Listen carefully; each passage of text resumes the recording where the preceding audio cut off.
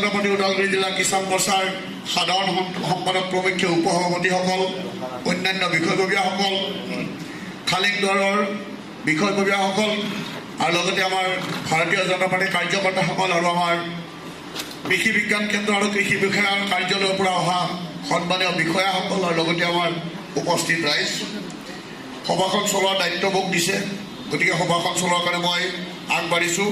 বৰ বেছি সময় নলওঁ। আমাৰ যিসকল মেইন বক্তা আছে, ইতিমধ্যে আমাৰ মাননীয় কৃষি বিষয়া কুলেন্দ্ৰ ডেকা ডাঙৰীয়া আৰু লগতে বৈজ্ঞানিক জ্যেষ্ঠ বৈজ্ঞানিক দিগন্ত শৰ্মা ডাঙৰীয়া আছে, তেওঁলোকে আজি বিশেষকৈ তেওঁলোকৰে মুখ্য ভাষণ থাকিব। আৰু লগতে আমাৰ সন্মানীয় বিধায়ক বিক্ৰম চন্দ্ৰ ডেকা ডাঙৰীয়া, তেখেতেও এই ক্ষেত্ৰত যথেষ্ট অভিজ্ঞ আৰু তেখেতেও আজিৰ আমাৰ এই সভাখনত মধ্যমণি সাংসদ মহোদয় আহি পোৱা কথা আছে। 1 বজাৰ আগে আগে মাননীয় সাংসদ তথা ৰাজ্যিক সভাপতি দিলীপ শইকীয়া ডাঙৰীয়া আহি পাব। গতিকে আজিৰ সভাৰ কাৰ্যসূচীখন মই চলাই নিবলৈ আগবাঢ়িছোঁ আৰু লগে লগে প্ৰত্যেকজন ব্যক্তিৰে সহায় সহযোগিতা কামনা কৰি মই সভাপতিৰ আসন গ্ৰহণ কৰিছোঁ। আমি ইয়াৰ পৰৱৰ্তী কাৰ্যসূচী মই সাধাৰণ সম্পাদক মহোদয়ক চলাই নিয়াৰ কাৰণে অনুৰোধ জনাইছোঁ।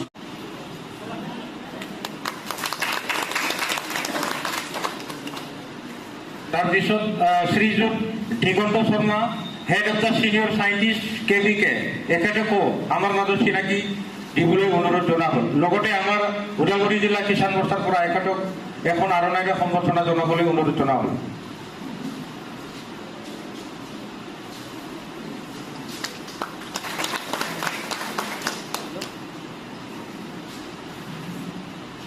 আৰু আমাৰ মাজত আপোনালোকৰ চিনাকি শ্ৰীযুত দিগন্ত ডেকা MLA ছাৰ, নং 40 টংলা কনষ্টিটিউৱেঞ্চি, এখেতকে নিজৰ চিনাকি দিবলৈ মই অনুৰোধ জনালোঁ। লগতে আমাৰ ওদালগুৰি জিলা কিষাণ মৰ্চাৰ তৰফৰ পৰা এখন আৰণাইৰে সম্বৰ্ধনা জনাবলৈ অনুৰোধ জনা হ'ল।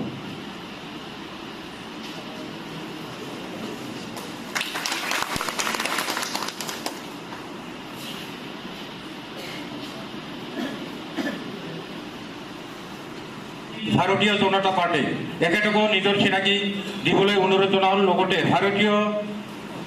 ওদালগুৰি জিলাৰ ভাৰতীয় কিষাণ মৰ্চাৰ পৰা এখনি ফুলাম গামচাৰে সম্বৰ্ধনা জনাবলৈ অনুৰোধ জনালোঁ।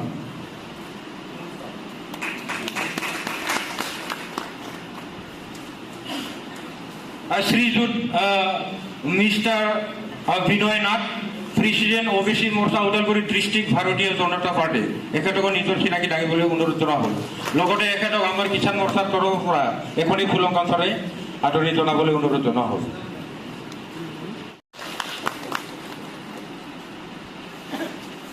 এইখিনি কৃষকে নিজৰ ব্যক্তিগত অভিজ্ঞতাৰ পৰাই বুজি পায় এই গোটেই বস্তুবিলাক, কিন্তু সেইখিনি অধ্যয়ন কৰিব লাগিলে খেতিয়কখিনি ইমানখিনি অধ্যয়ন কৰি নাথাকে। কিন্তু আমি সেইখিনিকে পঢ়ি মুখস্থ কৰি তাৰপিছত পৰীক্ষাত পাছ কৰি BSc আৰু MSc পাছ কৰি গৈ পেলাই এনেকুৱা বহুত ধৰণৰ বস্তু আছে। অকল এইটো বস্তুৱেই নহয়, কিন্তু এই ক্ষেত্ৰত আমি যিটো কথা পাতিছোঁ এয়া হ'ল, এইখিনি হ'ল আচলতে এই যিটো আমি অতীজৰ পৰা আমাৰ বৈদিক যুগৰ পৰা কৃষিৰ লগতে সম্পৰ্ক আছে, এই সম্পৰ্কটোকে বুজাইছে।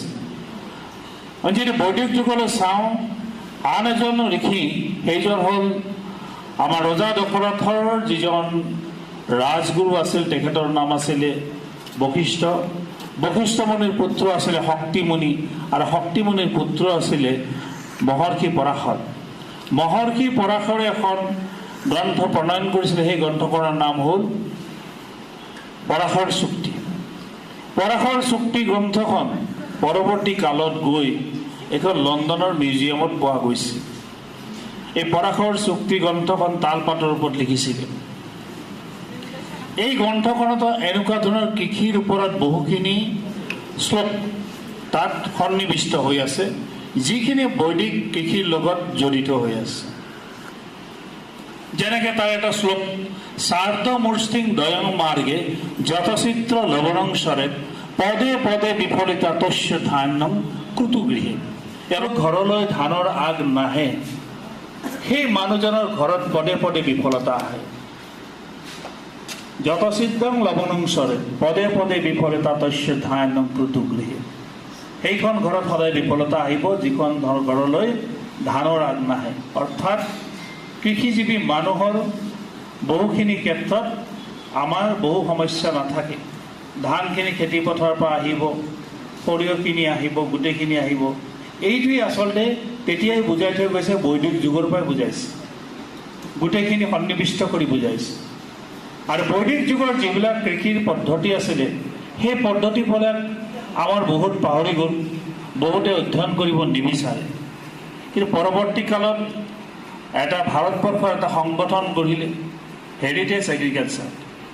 এই হেৰিটেজ এগ্ৰিকালচাৰৰ কেইটামান বিশ্ববিখ্যাত আমাৰ চাইণ্টিষ্ট, ডক্টৰ বসন্ত কুমাৰ, ডক্টৰ নেনে, সকলোৱে তাত মিলি এই হেৰিটেজ এগ্ৰিকালচাৰৰ এই সংগঠনটো গঠন কৰিলে। আৰু তেখেতসকলে বৈদিক কৃষিৰ ওপৰত গুৰুত্ব আৰোপ কৰি কাম কৰিব আৰম্ভ কৰিলে। আৰু বসন্ত কুমাৰ আপোনাৰ ভাৰতবৰ্ষৰ নহয়, গোটেই পৃথিৱীতে এজন খুব সন্মানিত কৃষি বৈজ্ঞানিক। তেখেতে বৈদিক পদ্ধতিৰে যিবিলাক ফল মূল গছত অনালে বা গছত ফলিলে, সেইবোৰ আচলতে তাৰ যিটো গুণাগুণ বহুত বেছি, আৰু লগতে আয়তনতো বহুত ডাঙৰ ডাঙৰ।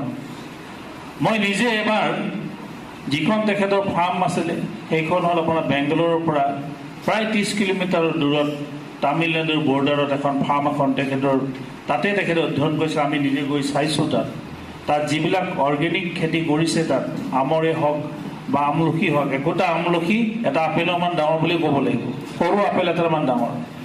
কিন্তু বৈদিক পদ্ধতিত কৰা খেতি এই গোটেইবিলাক।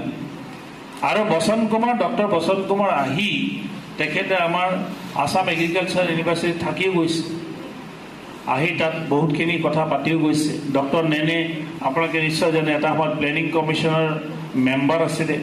ভাৰতৰ প্ৰায় 7খন ইউনিভাৰ্চিটিত তেখেতে ভাইচ চেঞ্চেলৰ হৈ আছিলে। খেতি কেনেকৈ কৰিছিলে বা বৈদিক খেতি কেনেকৈ কৰিছিলে? আগৰ দিনত আমাৰ কি আছিলে যে আমি আহঁত গছৰ মাটি, যিটো তলৰ মাটি, সেই মাটিটো কোৱা আংগাৰ বুলি কয়। যিটো বৈদিক মতে আংগাৰ, আহঁত গছৰ মাটিৰ তলৰ মাটিটো আংগাৰ। সেই আংগাৰ যেতিয়া আনি পানীৰ লগত মিহলি কৰে, তেতিয়া তাকে আংগাৰ পানী বুলি কয়। এই আংগাৰ পানীটো খেতিয়কসকলে ছটিয়াইছিলে। ছটিওৱাৰ ফলত কি হৈছিলে? নিউট্ৰিচন ভেলুটো বাঢ়িছিলে। কাৰণ আহঁত গছৰ তলত মাটিখিনিত কেঁচু বেছি উঠে। এইবিলাক প্ৰেক্টিকেল কথা আচলতে। আহঁত গছৰ তলতে বেছি কেঁচু উঠে। যদি আপোনালোকে ভালকৈ চায়, জেগা মাটিত বেছিকৈ কেঁচু উঠে। গতিকে সেই মাটিখিনিক আংগাৰ মাটি বুলি কৈছিলে। সেইখিনি পানীৰ লগত মিক্স কৰি গৈ পানী হিচাপে সেইখিনি ছটিয়াইছিলে, আংগাৰ পানী হিচাপে ছটিয়াইছিলে। এনেকুৱা ধৰণৰ বহুতখিনি, বা কুনাপা জলটো আমাৰ ইয়াত প্ৰচলিত নাই। কুনাপা জলটো প্ৰচলিত বেছিভাগ কৰ্ণাটক, তামিলনাডুত তেখেতসকলে কুনাপা জল বনায় আৰু কুনাপা পানী বনায় তেখেতসকলে শস্যৰ ওপৰত ছটিয়ায়। কিন্তু একদম সহজ কথা ক'ব গ'লে, আগৰ দিনত আমাৰ কি কৰিছিলে, সকলো মানুহে লাও গছডাল চোৱাপাতনিত লগায়, হয়নে নহয় বাৰু? ভাৰতীয় জনতা পাৰ্টী ওদালগুৰি ডিষ্ট্ৰিক্টৰ বিষয়ববীয়াসকল, ডিষ্ট্ৰিক্ট এগ্ৰিকালচাৰ অফিচৰ কুলেন ডেকা ডাঙৰীয়া আৰু লগতে এগ্ৰিকালচাৰ ডেভেলপমেণ্ট অফিচাৰসকল আৰু আমাৰ মাজত উপস্থিত মিডিয়া পাৰ্চনেলছ, আৰু আটাইতকৈ অতি আদৰৰ আৰু সন্মানৰ মোৰ কৃষক ভাই বন্ধুসকল, আজিৰ এই যি অনুষ্ঠান, মানে অৰ্গেনিক বা জৈৱিক ফাৰ্মিং আৰু প্ৰাকৃতিক খেতি সম্বন্ধে আমাৰ ওদালগুৰি ডিষ্ট্ৰিক্টৰ সভাপতি মহোদয়কে ধৰি কৰ্মকৰ্তাসকলে যি বিশেষ ভূমিকা গ্ৰহণ কৰি আজি অনুষ্ঠান, প্ৰদৰ্শনী আৰু ট্ৰেইনিং অনুষ্ঠান তেওঁলোকে ইয়াত আপোনালোকক মাতি কৰিছে, তাৰ কাৰণে তেখেতসকলক আন্তৰিকভাৱে ধন্যবাদ জনাইছোঁ। আৰু টংলা সমষ্টিকে আদি কৰি ওদালগুৰি ডিষ্ট্ৰিক্টৰ বিভিন্ন ঠাইৰ পৰা আহি আমাৰ মাজত আপোনালোক উপস্থিত হোৱাৰ কাৰণে আমি কৃষি বিজ্ঞান কেন্দ্ৰৰ তৰফৰ পৰা আপোনালোকক স্বাগতম জনাইছোঁ। আমি কৃষি বিজ্ঞান কেন্দ্ৰৰ পৰা আপোনালোকে বহুতে হয়তো KVK চিনি নাপায় আমাৰ অফিচটো আছে লালপুৰত আমাৰ অফিচটো ICR Indian council of agricultural research government of ইণ্ডিয়াৰ এটা পাৰ্ট আৰু এডমিনিষ্ট্ৰেটিভ পাৰ্টটো আসাম এগ্ৰিকালচাৰ ইউনিভাৰ্চিটিৰ আণ্ডাৰত আমি কভাৰ কৰোঁ আৰু যেতিয়া আমি কাম কৰোঁ সেই কামখিনি আমি state agriculture department fishery animal science আমি যিমানখিনি ষ্টেট গভৰ্ণমেণ্টৰ ডিপাৰ্টমেণ্ট আছে তাৰ লগত কলাবৰেটিভলি আমি কামখিনি কৰোঁ আৰু আমাৰ ফাণ্ড বা ফাইনেন্সিয়েল পাৰ্টটো ICR মানে চেণ্ট্ৰেল গভৰ্ণমেণ্টৰ পৰা আহে এই পৰিচয়খিনি মই এইকাৰণে দিছোঁ যাতে আপোনালোকে আমাৰ অফিচটোৰ লগতে আমি কেনেকৈ কাম কৰোঁ ক'ৰ পৰা কি ধৰণে কৰোঁ বস্তুখিনি আমি বুজিব পাৰোঁ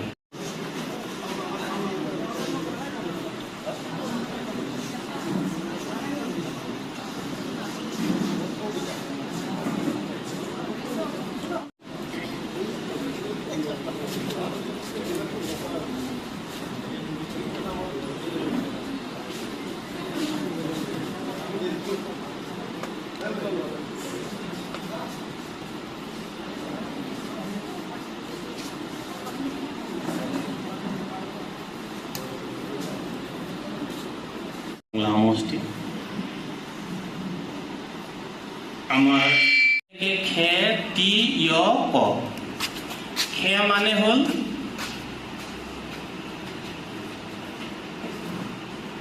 আমি যে কিবা এটা বস্তু পাবৰ কাৰণে খেপ পাতি থাকোঁ খে মানে হ'ল খেপ পাতি থকা তি মানে হ'ল তিষ্ঠা সাৰ্ভাইভেল মানে কিবা এটা কৰিব পৰা কেপাচিটি শক্তি ৱক মানে হ'ল সময় টাইম আৰু ক মানে হ'ল কাম খেপ পাতি থকাৰ মিনিংটো মই আপোনাক কৈছোঁ আপোনালোকে খেপ ক'ত পাতি থাকে আপোনালোকে ভাবি থাকে এইবাৰ ধানৰ ছিজন আহিলে মই এই ধানৰ ভেৰাইটিটো কৰিম ৰঞ্জিত কৰিম